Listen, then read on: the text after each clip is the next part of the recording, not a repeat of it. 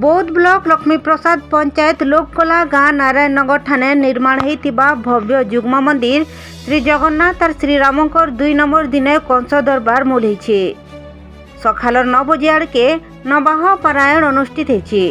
इथिने व्यास भावे पाटनागढ़ शांतनु त्रिपाठी जोगदेकरी भगवान श्रीरामंकर कथामृत पठन करथिले।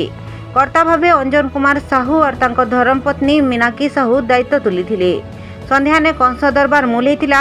मंदिर निर्माण कमिटीर वरिष्ठ सदस्य रघुनाथ मेहरकर सभापतित्व ने उद्घाटनी कार्यक्रम अनुष्ठित होता।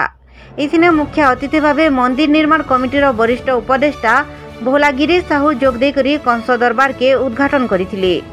सम्मानित अतिथि भावे लक्ष्मी प्रसाद समिति सभ्य पिंटू मिर्धा, संपादक गोपाल कृष्ण मेहेर, आवाहक जगन्नाथ बेहरा मंचासीन थिले।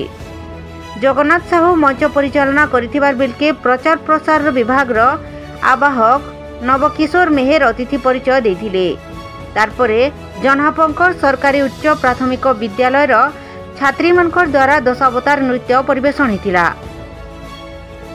ब्यूरो रिपोर्ट गुमर टीवी।